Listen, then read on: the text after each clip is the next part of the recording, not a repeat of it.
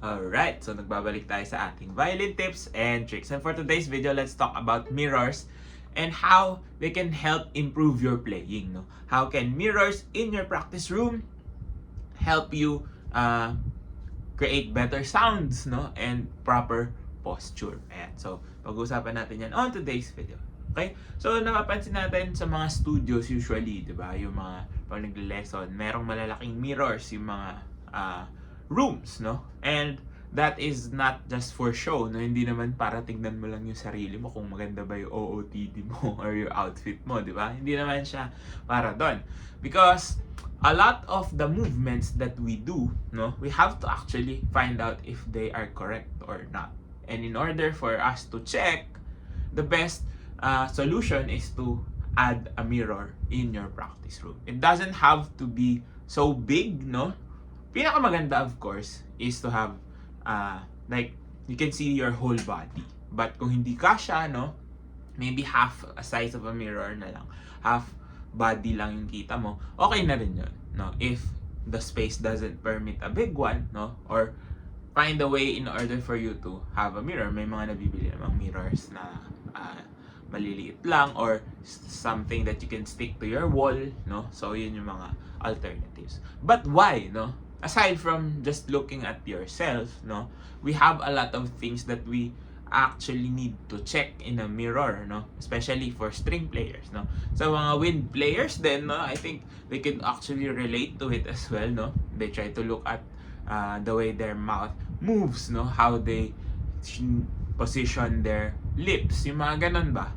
So you can't really just feel it, you have to see it, no. So the best way for you to see it in real time is to use a mirror. Of course, ngayon papakita ko sa inyo kung paano siya gagamitin but without a mirror, but I'm using this camera as my mirror right now. Okay, so for example, sa violinists, no? So when we talk about bowing, no? We always want the bow to be what?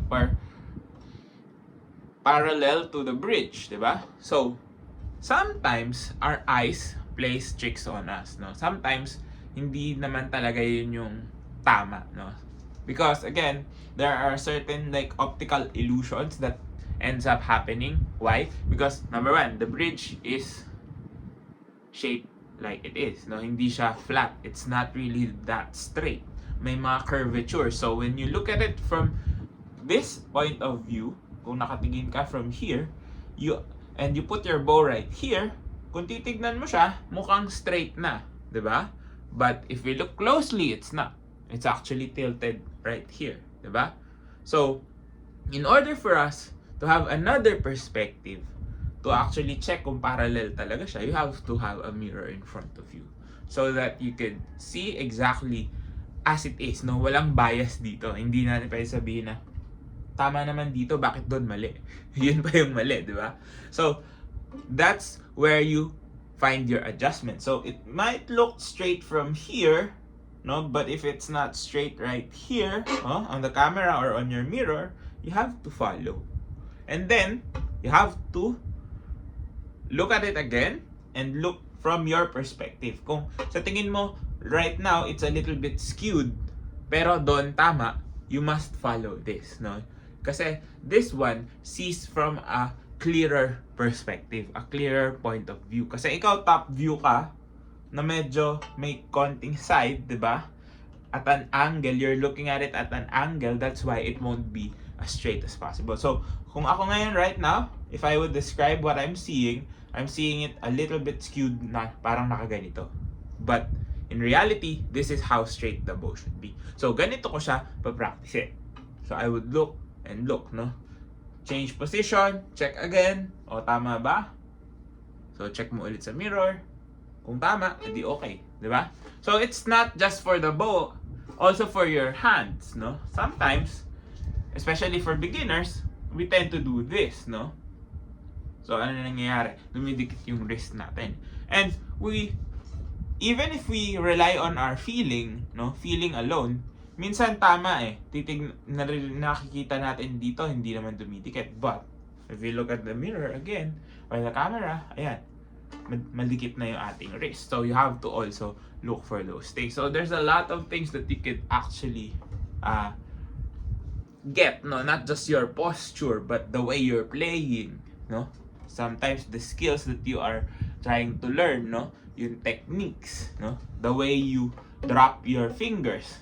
Kasi kapag tinitignan mo siya dito, it might look okay, but mali naman pala yung pwesto, no? It's not really in the correct angle. So those things, no, it gives you another set of feedback. It gives you another perspective from your point of view, no? So you could have a mirror in front, you could also have a mirror at your side, no? Just to check, no? Yun yung maganda eh. You can have multiple points of references for your posture. Kasi napaka-importante ng the way we look. Not necessarily the way we dress, but the way we look with our instrument. Minsan, pag medyo feeling natin awkward yung sound, may naririnig tayong pamali-mali. Sometimes, it's just a matter of finding the proper position, looking at how you're positioning your fingers, how you're lining up, no? Sometimes, yung shoulders natin, di natin namamalayan tumataas. So, you can also look at this direction, di ba? You could also check, baka mamaya tumataas yung shoulder mo na ganyan. So, you could look at your body in another perspective that is giving you a lot of feedback. Kaya napaka-importante, you have your piece, you have your mirror, you have all those things set up in your practice room, no? Para hindi ka mahirapan and it lessens the burden of you thinking, ano ba yung mali? Because sometimes, no, yung visual cues could really show us bakit ganito yung sound ko, bakit medyo scratchy ako. Eh tama naman, no? Bakit ganyan yung tunog ko? Eh straight naman. Pero looking at the mirror, again, it's not straight. So, ito yung straight.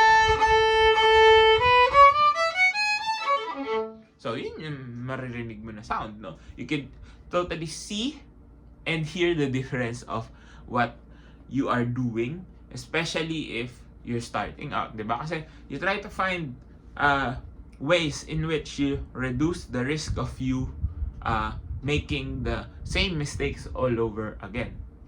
By having a mirror with you, no? Mas madali mo nakikita, are your wrists moving?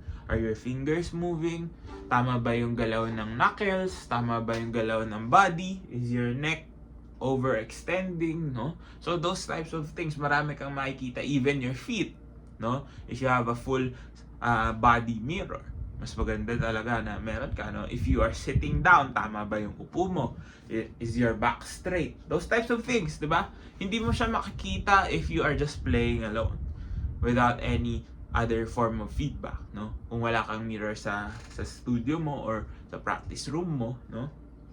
Try to find a place that you have, no? So, ako personally, when I practice, no, even when I was a kid, I would always face the mirror, especially kapag memorize mo na yung pyesa mo. You just wanna look and wanna check kung tama pa ba yung ginagawa ng mga fingers mo, masyado bang mabagal yung pagpe-place mo. So, there's a lot of things that you could cover. Kumbaga, nagiging teacher mo yung sarili mo because, again, it's unbiased because what you see is what you get from a mirror, di ba? So, kapag medyo tagilid yung bowing mo, edi alam mo na agad. So, on the fly, you could actually check, no? Bakit hindi na lang camera yung gamitin, no? Because again, if you record and then you play back, hindi na siya on the fly, di ba? So, mas importante pa rin na yung mirror kasi walang delay, di ba? Once you did something wrong, nakita mo agad, you could correct yourself immediately on that spot, no? Kaya napaka-importante na meron ganun, no?